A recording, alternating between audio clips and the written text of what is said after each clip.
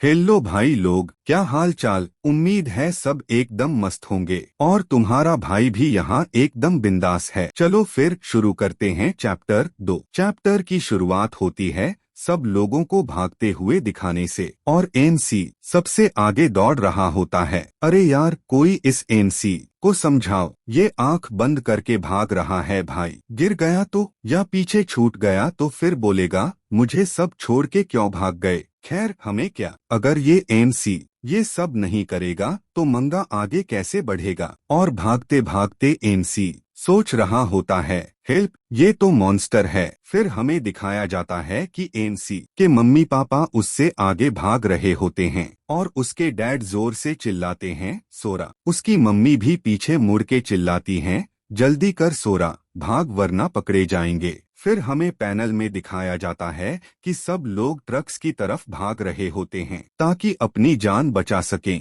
तभी एनसी चिल्लाता है इसमें और लोग नहीं आ सकते, तुम लोग पहले चढ़ो, शायद ट्रक फुल हो गया है। मैंने पहले ही बोला था। ये एनसी आंख बंद करके भाग रहा था, अब देख पीछे रह गया ना। फिर हमें दिखाया जाता है कि एनसी अपने मम्मी पापा को ट्रक में चढ़ा रहा होता है और जैसे ही वो दोनों चढ़ जाते हैं एनसी के डैड उसका हाथ पकड़ते हैं और उसे ऊपर खींचने की कोशिश करते हैं, चिल्लाते हैं सोरा। फिर हमें दिखाया जाता है कि ट्रक में जो और लोग होते हैं वो चिल्लाने लगते हैं। एक आदमी बोलता है ये ट्रक पहले से ही फुल है। दूसरा आदमी बोलता है अरे छोड़ो यार, तंग मत करो उसे। तीसरा बंदा धक्का देते हुए बोलता है अगर ऐसे ही टाइम खराब करोगे तो नीचे उतरो। फिर एनसी बोलता है डैम इट और अपना हाथ छुड़ाकर भाग जाता है। उसकी मम्मी चिल्लाती हैं सोरा। तब एनसी भागते हुए जवाब देता है मैं किसी और ट्रक में चढ़ जाऊंगा। भागते भागते वो एक ट्रक को क्रॉस करता है और देखकर बोलता है ये वाला भी फुल है। फिर उसे एक खाली ट्रक दिखता है और वो बोलता है और ये वाला खाली है। फिर एनसी उस ट्रक पे चढ़ते हुए बोलता है लास्ट वाला ट्रक, और वो चढ़ने ही वाला होता है।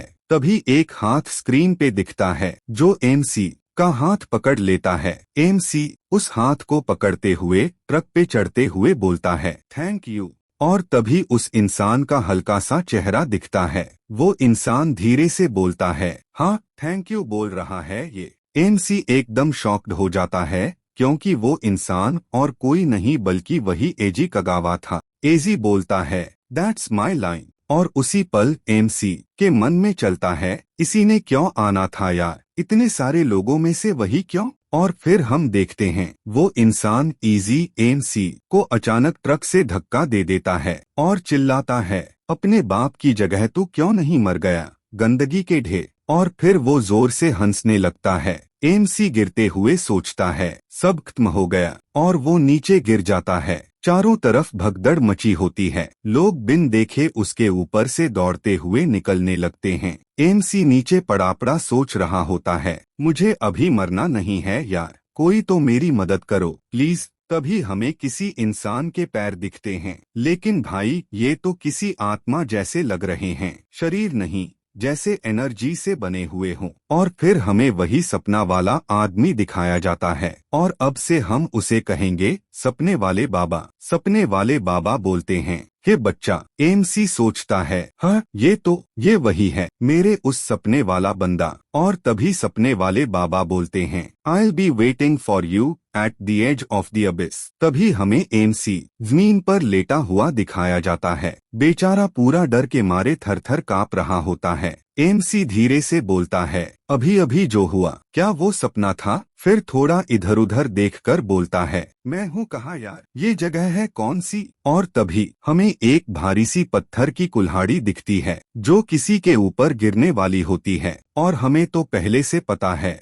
भाई ये कुल्हाड़ी किसके लिए है। अरे यार हमारे एनसी के लिए। वो कुल्हाड़ी सीधा उसके सिर के पास आके जमीन पे लगती है। धड़ाम। एनसी एकदम चौंक जाता है, शॉक्ड फेस, सांसें तेज, ऑलमोस्ट मरते मरते बचा। फिर हमें दिखाया जाता है कि ये कुल्हाड़ी किसने फेंकी थी। एक गॉब्लिन ने। अबे यार, अच्छा तुम ही बताओ। इन गॉब्लिन्स की पूरी लाइफ कुल्हाड़ी चलाते हुए निकल जाती है, और ये जो फेंकी है वो भी एक लेटे हुए बंदे पे सही से नहीं लगी। क्या गॉब्लिन बनेगा रे तू? कुल्हाड़ी फेंकनी थी, मच्छर मार दी ऑलमोस्ट। फिर हमें एमसी को भागते हुए दिखाया जाता है, और वो गॉब्लिन वहीं पीछे बैठा होता है, एकदम ढीला सा। एमसी अपने मन में सोचता है, एक मॉन्स्टर, मम्मी पापा कहाँ हैं यार? मैं ही क्यों अकेला हूँ यहाँ पर? क्या ये नर्क है? क्या मैं मर गया हूँ पहले ही? और तभी पीछे से वो गॉब्लिन फिर से कुल्हाड़ी फेंकता है एमसी की तरफ। कुल्हाड़ी छूते हुए निकल जाती है,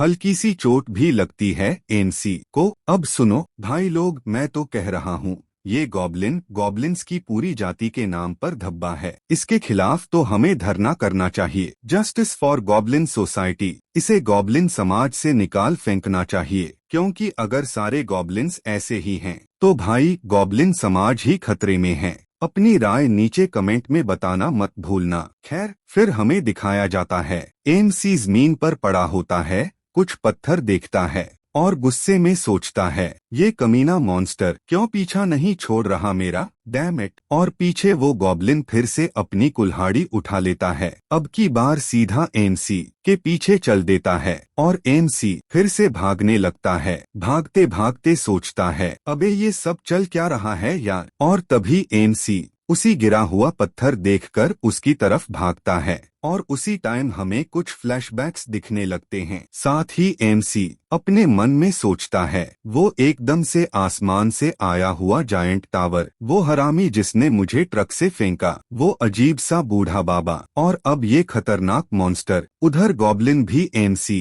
के बिल्कुल पीछे पहुंच जाता है, कूदते हुए उस पर अटैक करता है, लेकिन उसी पल एमसी झट से वो पत्थर उठा लेता है। चेहरे पे गुस्से की आग होती है, और वो सोचते हुए बोलता है, हरामी लोग, और सीधा उस गॉब्लिन पर पलटकर अटैक कर देता है। मर जा सब के सब। वो पत्थर से गॉब्लिन की ऐसी धुलाई करता है कि गॉब्लिन वहीं ढेर हो जाता है। और अब सुनो भाई लोग, मैंने पहले ही बोला था ये गॉब्लिन समाज का नाम डुबोएगा, और लो कर दिया। आज का नयान वेला 15 साल का छोकरा आया और इसे ठोक के चला गया भाई, गॉब्लिन समाज गया, इज्जत गई तिरंगे में लिपट के। और फिर एमसी गहरी सांस लेते हुए सोचता है, मैं बच गया। एमसी सोचता है, पास से देखने पे तो ये एकदम किसी गेम जैसी चीज लग रही है। इसके चेस्ट पे जो काला सा टेक्स्ट है वो क्या है? कोई रैंक वगैरह का? शरीर कांपने लगता है, और फिर अचानक एमसी तभी उस गॉब्लिन के सीने से एक काली चमकदार रॉक निकलने लगती है। एमसी सोचता है वो क्या है, और वो ब्लैक रॉक हवा में उड़ते हुए सीधा एमसी की तरफ आने लगती है। एमसी सोचता है, वे ये क्या हो रहा है? और फिर वो रॉक सीधा उसके सीने में घुस जाती है। एमसी हैरान होकर सोचता है, ये मेरे शरीर के अंदर चली गई। और कुछ सेकंड्स बाद वो खुद को चेक करता है और सोचता है, मेरे सारे जख्म ठीक हो गए, और ये तो सब नहीं है, मुझे अंदर से और स्ट्रॉन्ग भी फील हो रहा है। फिर वो खुद से सोचता है, मतलब अगर मैं दुश्मनों को हराता हूँ तो मैं लेवल अप करता हूँ, जैसे गेम्स में होता है। इस छोटे से आइलैंड पर शायद और भी मॉन्स्टर्स हों, मुझे इधर उधर स्काउट कर लेना चाहिए, वरना पीछे से फिर से कोई ना अटपके। और फिर एमसी गॉब्लिन की वो कुल्हाड़ी उठाता है और धीरे धीरे वहां से आगे बढ़ने लगता है। तभी हमें वही टूटे फूटे बिल्डिंग्स दिखते हैं जो एमसी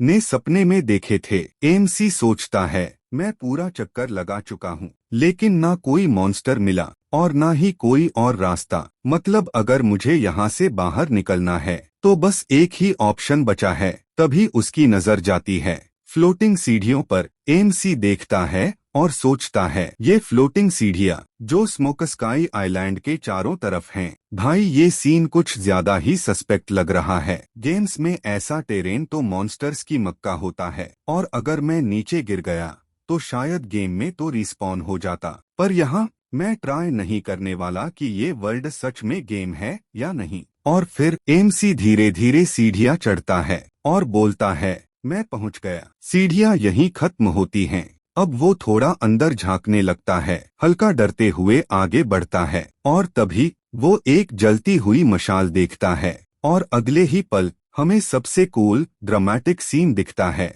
जहां जलती हुई मशाल के सामने एमसी खड़ा होता है, चेहरा आधा रोशनी में आधा अंधेरे में, और पहली बार वो पूरा मेन कैरेक्टर जैसा लग रहा होता है। और भाई लोग, क्या था ना, ये चैप्टर सिर्फ एक्शन नहीं, एक चेतावनी थी कि चाहे तुम कितने भी कमजोर क्यों ना लगो, जब तक तुम जिंदा हो तुम कुछ भी कर सकते हो। एमसी तो बस शुरुआत है, आगे क्या होगा किसने सोचा। गॉब्लिन्स का समाज ऑलरेडी डूब गया, लेकिन अगली बार कौन गिरेगा ये कोई नहीं जानता। अगर वीडियो पसंद आया हो तो लाइक, शेयर और कमेंट में बताओ क्या तुम रेडी हो नेक्स्ट लेवल के लिए। और हाँ, ओटकू ज्ञान हिंदी पे मिलते हैं अगले धमाकेदार चैप्टर में, जहां एक्सप्लेनेशन माइल देसी स्वैग के साथ। तब तक याद रखना, लाइफ हो या मंगा, दोनों अनप्रिडिक्टेबल हैं भाई लो। तू ओटकू बनो, ज्ञान लो और दुनिया को हिला दो।